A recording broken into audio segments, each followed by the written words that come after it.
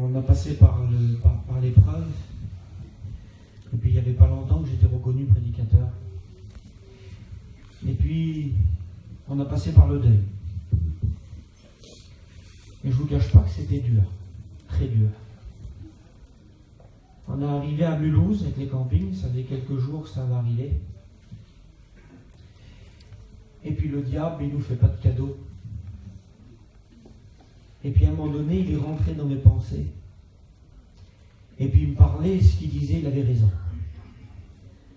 Il disait, il va être beau le foyer du serviteur. Les gens plus jamais viendront vers toi. Chez toi, à partir d'aujourd'hui, c'est le deuil. C'est les pleurs. C'est les ténèbres. Et je vivais avec ça. Pendant quelques jours, j'ai vécu avec ça. Et puis on a été au culte, on était à Mulhouse, là-bas à Rixheim. Et puis je suis sorti du culte, mais c'était lourd le jour-là. Ici, là, c'était serré. Je ne pouvais plus boire une goutte d'eau. Je suis sorti du culte, Fidji, elle avait fait à manger, je me suis mis à table, et puis quand je me suis mis à table, je dis, Fidji, je ne peux pas manger, il faut que je m'en aille. Elle dit, tu vas où? Il faut que je crie à Dieu. Il faut que je crie à Dieu, il faut que je parle à Dieu, je dis, je ne peux pas. Et puis je suis parti. J'ai pris ma Bible, il y en a plein qui la connaissent cette expérience-là. J'ai pris ma Bible et je suis parti dans un bois à Mulhouse, dans une forêt, tout seul. J'ai parlé à Dieu. Et puis je lisais ma Bible. Je parlais à Dieu, je lisais ma Bible. Je parlais à Dieu, je lisais ma Bible. Et à un moment donné, je suis tombé sur les passages quand Dieu agissait dans la vie d'Abraham, il donnait un nom au lieu où Dieu lui avait parlé. Et puis moi, je parle à Dieu dans ce que je suis en train de lire. Je dis, Seigneur, si tu me bénis aujourd'hui, j'étais au milieu d'une forêt, mettez-vous dans le contexte. Je dis, si tu me bénis aujourd'hui, j'appellerai cet endroit, l'Éternel m'a béni. C'est une prière que je fais à Dieu. Mais quand je dis ça, Dieu l'écoute tout de suite. Et tous les pensées, tout le noir, tout le poids, tous les ténèbres, ils sortent de mon cœur, mais en une fraction de seconde.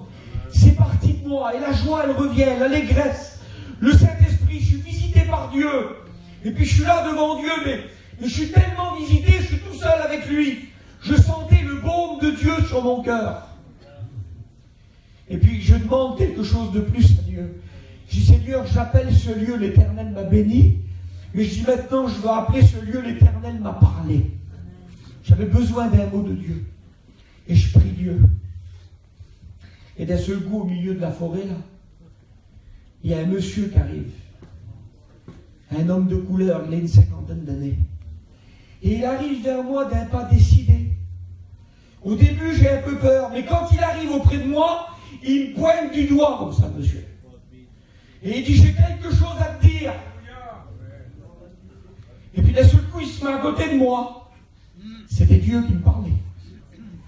Il dit, regarde le chemin sur lequel tu te trouves. Et puis j'ai regardé le petit sentier à mes pieds là. Il dit, non, lève la tête, regarde devant toi. Et j'ai regardé devant moi. Il dit, tu vois, sur le chemin, il y a des parties qui sont à l'ombre. Il dit, c'est les mauvais jours, ça. Tu ne peux pas les éviter, ils sont là. Mais il dit, regarde un petit peu plus loin, il y a du soleil. Il dit, ça, c'est les bons jours. Il dit, ils arrivent aussi. Mais ce n'est pas le plus important, il dit.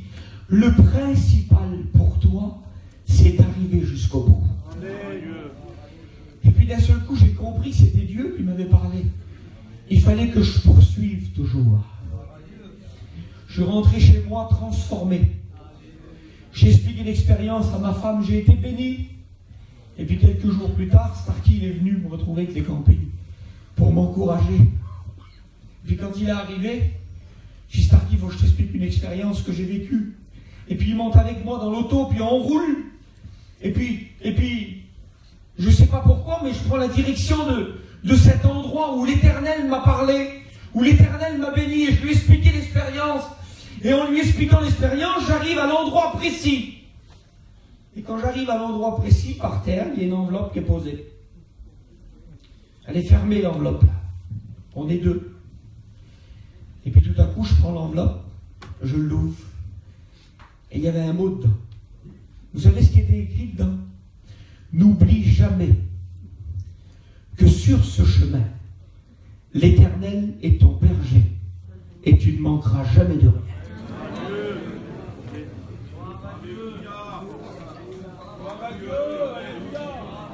Dans toutes les circonstances, il faut poursuivre. Et il faut avoir un seul et unique objectif. C'est le ciel, mes frères et sœurs. Alors que Dieu vous bénisse, je voulais vous partager cette expérience. Que Dieu vous fortifie. Il est avec nous. On manquera de rien. On peut manquer de vêtements, de matériel, de sous, c'est pas un souci. Mais on ne manquera pas de paix, de joie et d'espérance. C'est dans nos cœurs. Le diable ne peut pas nous l'ôter. On est riche en Dieu. Que Dieu vous bénisse.